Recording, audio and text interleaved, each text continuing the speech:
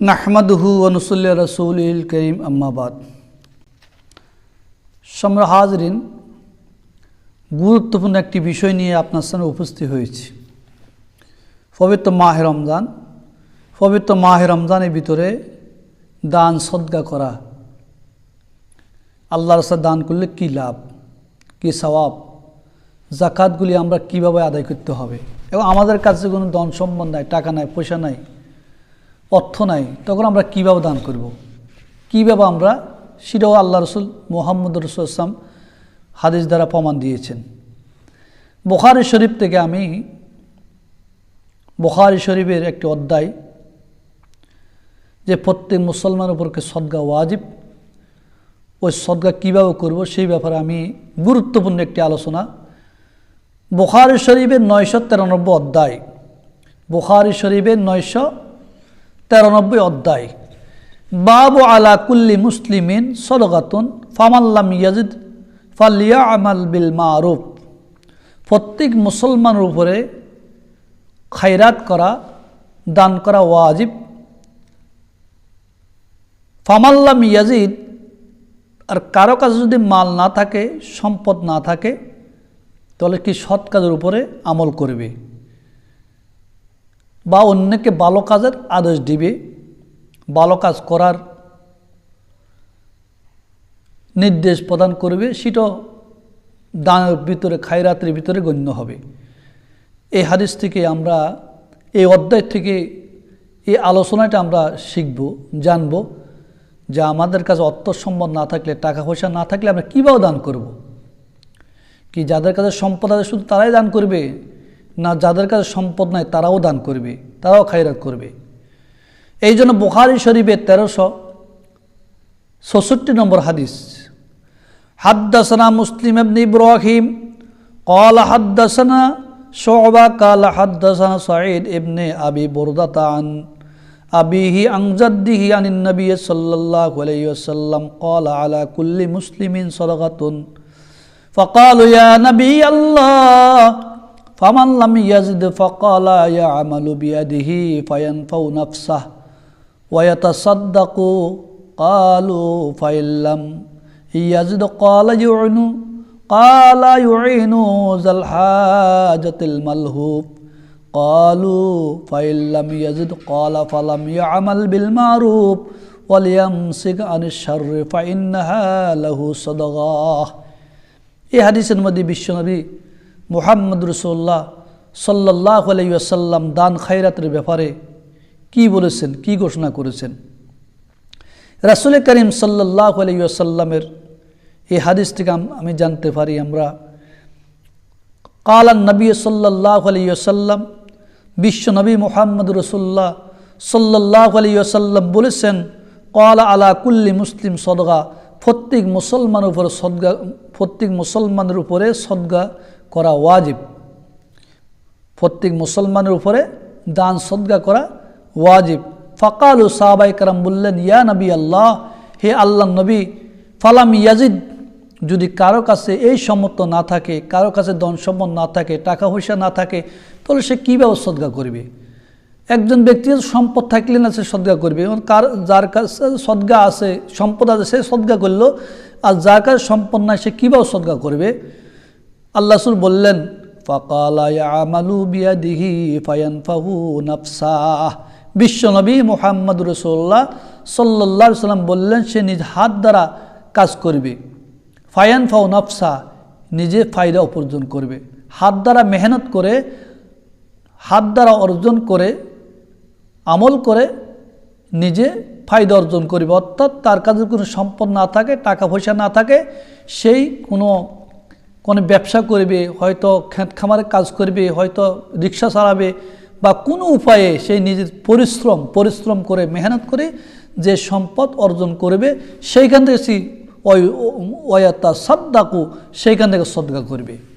তাহলে তার কাছে সম্পদ নাই, ঠিক আছে, কিন্তু সেই নিজে অর্জন করবে। অর্থাৎ একজন মানুষ দৈনন্দিন রিক্সা চালাইলে তো 700-500 টাকা পায়, তো 700-500 টাকা রিক্সা চালাইলে সে সন্ধ্যাবেলা 500 টাকা নিয়ে ঘরে ঢুকলো, সেইখান থেকে সে যদি 2 ভাগ নিজে ভক্ষণ করে, নিজের পরিবারে খরচ করে, আর 1 ভাগ যদি সে আল্লাহর রাস্তায় দান করে, সেটাও তার জন্য সদকা হলো। বিশ্বনবী এটাই বুঝাইছেন। কালু, সাহাবায়ে কেরাম বললেন, ফাইনলাম ইয়াজিদ ইয়া রাসূলুল্লাহ, তার কাছে সেই তৌফিকও নাই, সে হাত দ্বারা কোনো উপার্জনও করতে পারে নাই, হাত দ্বারা মেহনত করে নিজে কোনো ফায়দা উপার্জন করতে পারে না, তো সে কীভাবে দান করবে? ক্বালা, হুজুর বললেন, ইউইনু জাল হাজাতিল মালহুব, সে কোনো অসহায় মাজলুম মুখাপেক্ষীকে সাহায্য করবে। অসহায় মাজলুম মুখাপেক্ষীকে সাহায্য করবে। তো অসহায় মাজলুম মুখাপেক্ষী কে?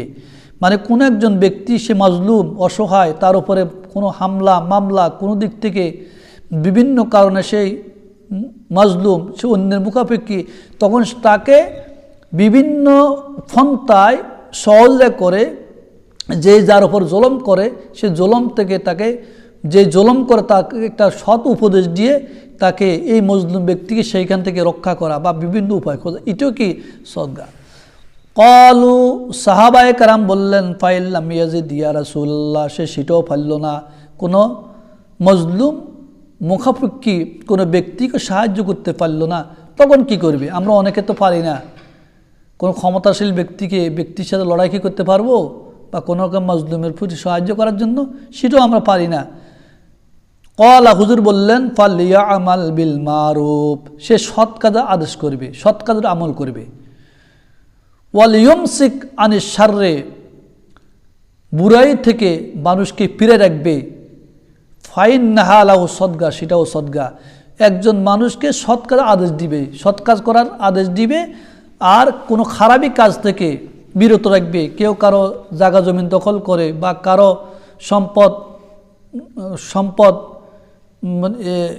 কেড়ে নিয়ে যায়, হয়তো কাউকে কোনো তার জায়গা জমিন দখল করার জন্য চেষ্টা করে, এই সমস্ত খারাপি কাজ থেকে যদি আপনি কথাবার্তা বলে তাকে উপদেশ দিয়ে যদি ফিরে রাখতে পারেন, সেটাও ফাইন্নাহা লাহু, সেটাও সদকা হবে। তো সম্মানিত হাজরিন, এই হাদিস থেকে আমরা বুঝতে পারলাম কি, এই হাদিসে ইমাম বুখারী রহমতুল্লাহ আলাইহির মাকসাদ কী ছিল? ইমাম বুখারী রহমতুল্লাহ আলাইহি যে বুখারী শরীফের অধ্যায়ের মধ্যে হাদিসটা আনছেন, इमाम बुखारी उद्देश्य की, इमाम बुखारी का मकसद उस बाप से ये है, इमाम बुखारी उद्देश्य हलो এই বাপ থেকে যদি